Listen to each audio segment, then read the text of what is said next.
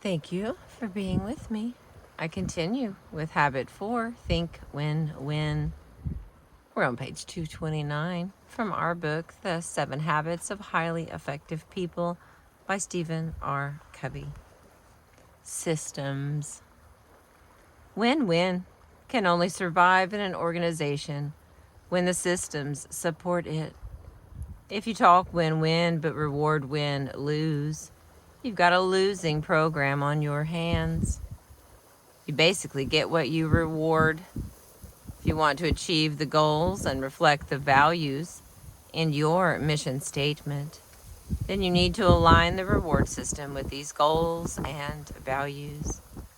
If it isn't aligned systematically, you won't be walking your talk.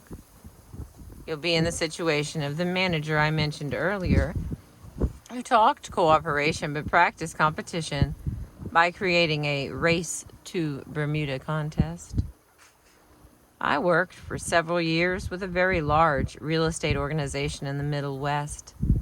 My first experience with this organization was at a large sales rally where over 800 sales associates gathered for the annual reward program. It was a psych-up cheerleading session, complete with high school bands and a great deal of frenzied screaming. Out of the 800 people there, around 40 received awards for top performance, such as most sales, greatest volume, highest earned commissions, and most listings. There was a lot of hoopla, excitement, cheering, applause around the presentation of these awards. There was no doubt that those 40 people had won. But there was also the underlying awareness that 760 people had lost. We immediately began educational and organizational development work to align the systems and structures of the organization toward the win-win paradigm. We evolved people at a grassroots level to develop the kinds of systems that would motivate them. We also encouraged them to cooperate and synergize with each other so that as many as possible could achieve the desired results of their individually tailored performance agreements. At the next rally 1 year later, there were over 1,000 sales associates present, and about 800 of them received awards. There were a few individual winners based on comparisons, but the program primarily focused on people achieving self-selected performance objectives and on groups achieving team objectives. There was no need to bring in the high school bands to artificially contrive the fanfare, the cheerleading, and the psych-up. There was tremendous natural interest and excitement because people could share in each other's happiness, and teams of sales associates could experience rewards together, including a vacation trip for the entire office. The remarkable thing was that almost all of the 800 who received the awards that year had produced as much per person in terms of volume and profit as the previous year's 40. The spirit of win-win had significantly increased the number of golden eggs and had fed the goose as well, releasing enormous human energy and talent. The resulting synergy was astounding to almost everyone involved. Competition has its place in the marketplace or against last year's performance, perhaps even against another office or individual where there is no particular interdependence, no need to cooperate. But cooperation in the workplace is as important to free enterprise as competition in the marketplace. The spirit of win-win cannot survive in an environment of competition and contests. For win-win to work, the systems have to support it. The training system, the planning system, the communication system, the budgeting system, the information system, the compensation system, all have to be based on the principle of win-win. I did some consulting for another company that wanted training for their people in human relations. The underlying assumption was that the problem was the people. The president said, "Go into any store you want and see how they treat you. They're just order takers. They don't understand how to get close to the customers. They don't know the product, and they don't have the knowledge and the skill in the sales process necessary to create a marriage between the product and the need." So I went to the various stores, and he was right. But that still didn't answer the question in my mind: what caused the attitude? "Look, we're on top of the problem," the president said. "We have department heads out there setting a great example. We've told them do their job. We've told them their job is 2/3 selling and 1/3 management, and they're outselling everybody. We just want you to provide some training for the salespeople." Now those words raised a red flag. "Let's get some more data," I said. He did not like that. He knew what the problem was, and he wanted to get on with training. But I persisted, and within 2 days we uncovered the real problem. Because of the job definition and the compensation system, the managers were creaming. They'd stand behind the cash register and cream all the business during the slow times. Half the time in retail is slow, and the other half is frantic. So the managers would give all the dirty jobs, inventory control, stock work, and cleaning, to the salespeople. They would stand behind the registers and cream. That's why the department heads were tops in sales.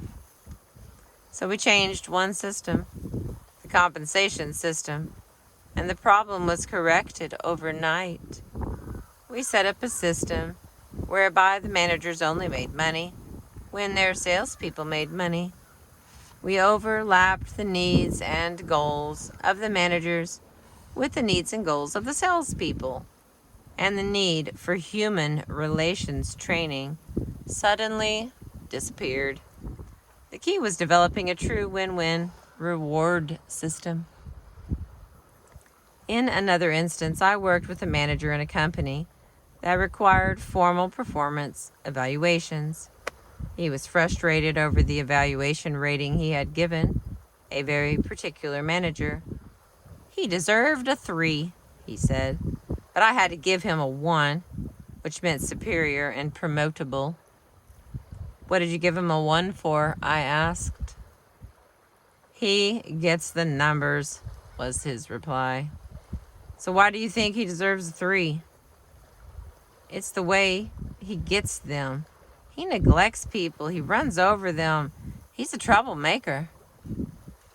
Sounds like he's totally focused on on production, and that's what he's being rewarded for. But what would happen if you talked with him about the problem, if you helped him understand the importance of PC? He said he had done so with no effect.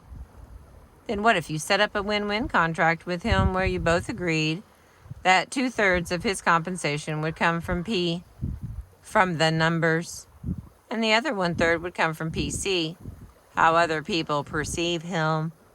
What kind of leader, people builder, team builder, he is. "Now that would get his attention," he replied. So often the problem is in the system, not in the people. If you put good people in bad systems, you get bad results. You have to water the flowers that you want to grow. As people really learn to think win-win, they can set up the systems to create and reinforce it.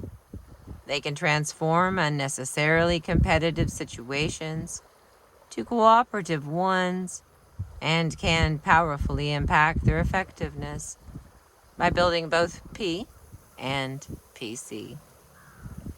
In business, executives can align their systems to create teams of highly productive people working together to compete against external standards of performance.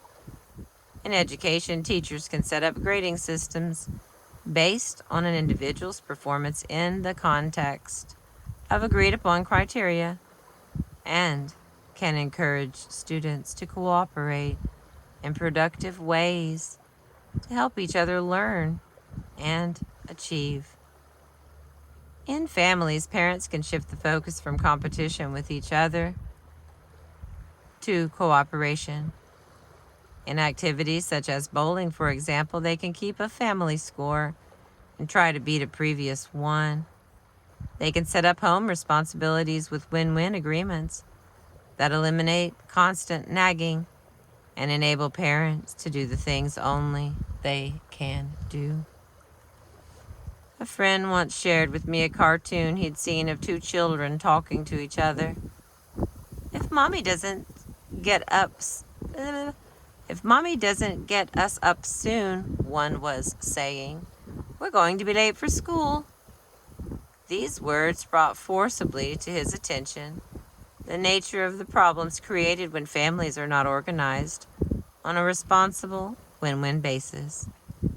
Win-win puts the responsibility on the individual for accomplishing specified results within clear guidelines and available resources. It makes the person accountable to perform and evaluate the results and provides consequences as a natural result of performance. And win-win systems create the environment which supports and reinforces the win-win performance agreements. And the last, processes. There's no way to achieve win-win ends with win-win loss or lose-win means. You cannot say you're going to think win-win whether you like it or not. So the question becomes how to arrive at a win-win solution. Roger Fisher and William Ury, two Harvard law professors, have done some outstanding work in what they call the principled approach versus the positional approach to bargaining in their tremendously useful and insightful book, Getting to Yes. Although the words win-win are not used, the spirit and underlying philosophy of the book are in harmony with the win-win approach. They suggest that the essence of principled negotiation is to separate the person from the problem, to focus on interests and not on positions, to invent options for mutual gain, and to insist on objective criteria, some external standard or principle that both parties can buy into. In my own work with various people and organizations seeking win-win solutions, I suggest that they become involved in the following 4-step process. First, see the problem from the other point of view. Really seek to understand and to give expression to the needs and concerns of the other party as well as or better than they can themselves. Second, identify the key issues and concerns, not positions involved. Third, determine what results would constitute a fully acceptable solution. And fourth, identify possible new options to achieve those results. Habit 5 and 6 deal directly with two of the elements of this process, and we will go into those in depth in the next 2 chapters. But at this juncture, let me point out the highly interrelated nature of the process of win-win. With the essence of win-win itself, you can only achieve win-win solutions with win-win processes. The end and the means are the same. Win-win is not a personality technique. It's a total paradigm of human interaction. It comes from a character of integrity, maturity, and the abundance mentality. It grows out of high trust relationships. It is embodied in agreements that effectively clarify and manage expectations as well as accomplishment. It thrives in supportive systems, and it is achieved through the processes we are now prepared to more fully examine in habits 5 and 6. Okay, the last little part here says application suggestions, and there are 6 of them. And then together on page 234, we have completed habit 4. Okay, application suggestions. Number 1, think about an upcoming interaction where you will be attempting to reach an agreement or negotiation to reach a solution. Commit to maintain a balance between courage and consideration. Number 2, make a list of obstacles that keep you from applying the win-win paradigm more frequently. Determine what could be done within your circle of influence to eliminate some of those obstacles. Number 3, select a specific relationship where you would like to develop a win-win agreement. Try to put yourself in the other person's place and write down explicitly how you think that person sees the solution. Then list from your own perspective what results would constitute a win for you. Approach the other person and ask if he or she would be willing to communicate until you reach a point of agreement and mutually beneficial solution. Number 4, identify 3 key relationships in your life. Give some indication of what you feel the balance is in each of the emotional bank accounts. Write down some specific ways you could make deposits in each account. Number 5, deeply consider your own scripting. Is it win-lose? How does that scripting affect your interactions with other people? Can you identify the main source of that script? Determine whether or not those scripts serve well in your current reality. And the final, number 6, try to identify a model of win-win thinking who, even in hard situations, really seeks mutual benefit. Determine now to more closely watch and learn from this person's example. Thank you for being with me. I appreciate you. Habit 5 is next. Seek first to understand, then be understood.